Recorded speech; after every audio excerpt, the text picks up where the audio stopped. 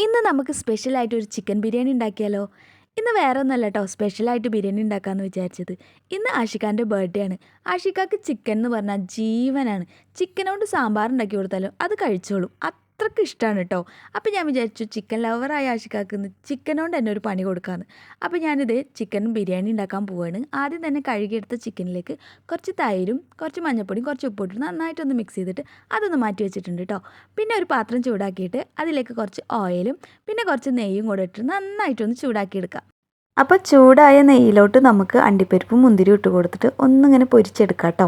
നമ്മുടെ ലാസ്റ്റിലേക്ക് വേണ്ടിയിട്ടാണ് ഇത് പൊരിച്ചെടുക്കുന്നത്.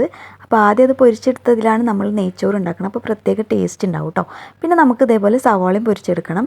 സവോളയിൽ കുറച്ച് ഉപ്പിടുക. നമ്മൾ 3 സവോളയാണ് ബിരിയാണിക്ക് വേണ്ടി എടുത്തിട്ടുള്ളത്. അതിലൊരു സവോള ഇതുപോലെ പൊരിച്ചെടുക്കണം കേട്ടോ. നമുക്ക് മസാല ചെയ്യുമ്പോൾ അതിലേക്ക് ആവശ്യമുണ്ട്. പിന്നെ നമ്മൾ ഈ പൊരിച്ചതിലേക്ക് കുറച്ച് മല്ലിച്ചപ്പും കൂടെ ഇട്ടാൽ അതങ്ങോട്ട് മാറ്റി വെക്കാം. പിന്നെ നമുക്ക് വേറൊരു പാത്രത്തിൽ നമുക്ക് മസാല ഉണ്ടാക്കാം. അതിന് വേണ്ടിയിട്ട് ഇതേപോലെ തന്നെ ഓയിലും നെയ്യും കൂടെ ചൂടാക്കി എടുത്തിട്ട് ബാക്കി വരുന്ന 2 സവോളയും കൂടെ നമുക്കൊന്ന് വഴറ്റിയെടുക്കാം. കുറച്ച് ഉപ്പും കൂടെ ഇട്ടിട്ട് നന്നായിട്ടൊന്ന് വഴറ്റിയതിന് ശേഷം ഒരു പിടി വെളുത്തുള്ളി, ഇഞ്ചി, പച്ചമുളക് ചതച്ചത് ഇട്ടിട്ട് ഒന്ന് മൂപ്പിച്ചെടുക്കുക. പിന്നെ നമുക്കിതൊന്ന് അടച്ച് വെച്ച് വേവിക്കണം കേട്ടോ, ഒന്ന് സോഫ്റ്റ് ആവാൻ വേണ്ടിയിട്ട്. അപ്പോഴേക്കും നമുക്ക് നെയ്ച്ചോറിൻ്റെ പരിപാടി നോക്കാം. അപ്പോൾ സബോള പൊരിച്ചെടുത്ത അതേ ഓയിലിലോട്ട് തന്നെ നമ്മൾ പട്ട, ഏലക്ക, ഗ്രാമ്പു, കുരുമുളക്, ബേ ലീഫ്, സവോള ഒരു 4 അല്ലി മതി കേട്ടോ. അതും കൂടെ ഒന്ന് ചൂടാക്കിയെടുക്കുക.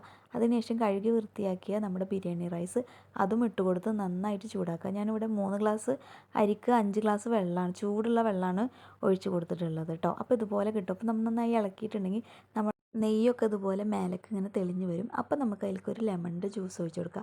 അതിനോടൊപ്പം തന്നെ കുറച്ച് ഉപ്പ് ഇട്ട് കൊടുത്തിട്ട് നന്നായിട്ടൊന്ന് ഇളക്കിയതിന് ശേഷം നമുക്കിത് ക്ലോസ് ചെയ്ത് വെക്കാം. അപ്പോഴത്തേനും അത് കിടന്ന് വരുമ്പോഴത്തേനും നമ്മുടെ മസാല അവിടെ റെഡിയാക്കാം. അപ്പോൾ ഇതാ നമ്മുടെ സവാളൊക്കെ നല്ല സോഫ്റ്റ് ആയിട്ടുണ്ട്. അതിലേക്ക് നമുക്ക് ഒരു തക്കാളി അരിഞ്ഞത് ഇട്ട് കൊടുക്കാം. അത് തക്കാളി അധികം വേവൊന്നും വേണ്ട, കുറച്ച് വേവായാൽ മതി. ഒരു ഹാഫ് വേവ് ആയാലും നമുക്ക് അതിലേക്ക് നമ്മൾ മാറ്റി വെച്ച ചിക്കൻ ഉണ്ടല്ലോ, ചിക്കൻ ഇട്ട് കൊടുക്കാം കേട്ടോ. അപ്പോൾ ദേ ഞാനത് ചിക്കൻ ഇട്ട് കൊടുത്തിട്ടുണ്ട്. ചിക്കൻ ഇട്ട് കൊടുത്തതിന് ശേഷം നന്നായിട്ടൊന്ന് ഇളക്കുക. ഇളക്കിയതിന് ശേഷം നമുക്ക് കുറച്ച് ഗരം മസാല ഇടാം കേട്ടോ. ഗരം മസാല ഇട്ടതിന് ശേഷം നന്നായിട്ടൊന്ന് ഇളക്കി കൊടുക്കുക. എന്നിട്ട് നമുക്കൊന്ന് ചിക്കൻ വേവാൻ വേണ്ടിയിട്ട് ഒന്ന് അടച്ച് വെച്ച് വേവിക്കാം കേട്ടോ. 10 മിനിറ്റ് അടച്ച് വെച്ച് വേവിക്കുമ്പോഴത്തേനും ചിക്കനിൽ നിന്ന് വെള്ളമൊക്കെ ഇറങ്ങിയിട്ടുണ്ട്. അപ്പോൾ അതിലേക്ക് നമുക്കൊരു ലെമണിൻ്റെ ജ്യൂസ് ഒഴിച്ച് കൊടുക്കാം. 2 ടേബിൾ സ്പൂൺ തൈര് ഇട്ട് കൊടുക്കാം. അതിൻ്റെ മേലെ നമ്മൾ പൊരിച്ച് വെച്ച സവോള ഉണ്ടല്ലോ, അതിന് കുറച്ചെടുത്തിട്ട് അതും കൂടെ ഒന്ന് ചേർത്ത് കൊടുത്തതിന് ശേഷം നന്നായിട്ട് ഇളക്കി കൊടുക്കുക. ഇളക്കിയതിന് ശേഷം മല്ലിച്ചപ്പും പുതിനയും അതിൻ്റെ മേലെ ഒന്ന് അരിഞ്ഞിട്ട് കൊടുത്ത് ഒന്നും കൂടി നമുക്കൊന്ന് അടച്ച് വെച്ച് വേവിക്കാം കേട്ടോ. അപ്പോഴേക്കും നമ്മുടെ നെയ്ച്ചോറ് അവിടെ റെഡി ആയിട്ടുണ്ടാവും. നമുക്ക് തുറന്ന് നോക്കി നോക്കാം. അപ്പോൾ ഇതേ നമ്മുടെ നെയ്ച്ചോറ് ഇവിടെ റെഡി ആയിട്ടുണ്ട്. അടിപൊളി നെയ്ച്ചോറ് ഇട്ടൊക്കെ ഉണ്ടോ, വിട്ട് വിട്ട് വരുന്ന അടിപൊളി നെയ്ച്ചോറ്.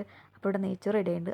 മസാല റെഡി ആയാൽ നോക്കിയാലോ നമുക്ക്. അപ്പോൾ ഇതേ നമ്മുടെ മസാല ഒക്കെ നല്ല അടിപൊളിയായിട്ട് വെന്ത് വന്നിട്ടുണ്ട്. നല്ല സോഫ്റ്റ് ആയിട്ടുണ്ട് കേട്ടോ ചിക്കനൊക്കെ.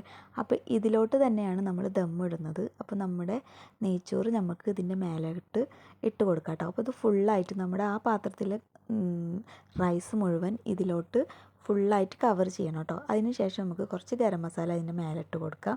പിന്നെ നമ്മുടെ നെയ്യ് അത് അതിൻ്റെ മേലെ ഇതുപോലെ ഇങ്ങനെ അവിടെ ഇവിടെയൊക്കെ ആയിട്ടൊന്ന് ഇങ്ങനെ ഇട്ടിച്ച് കൊടുക്കാം കേട്ടോ.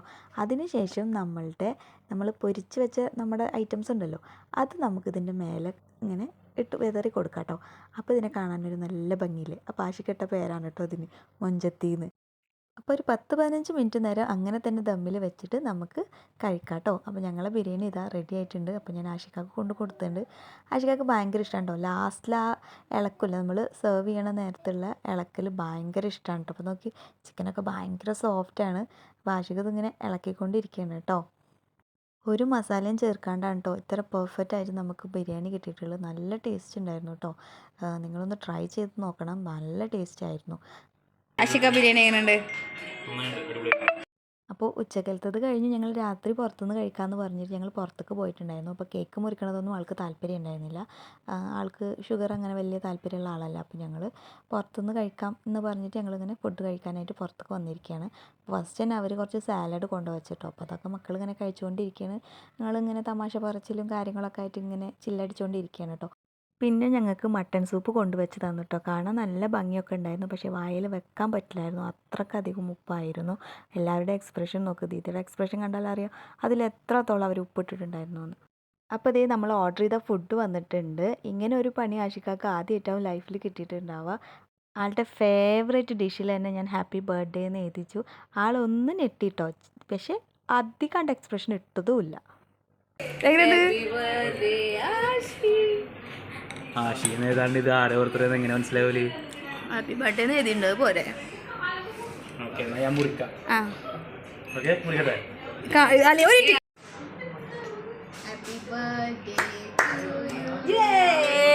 ചിക്കൻ ചിക്കൻ ലവറിന് നമ്മൾ ചിക്കൻ തന്നെ നമ്മൾ കേക്ക് ഉണ്ടാക്കി. ഇത് പൊട്ടിച്ച് പോയ വെച്ചാ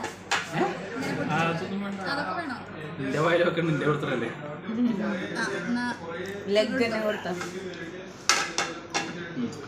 കഴിക്കോ?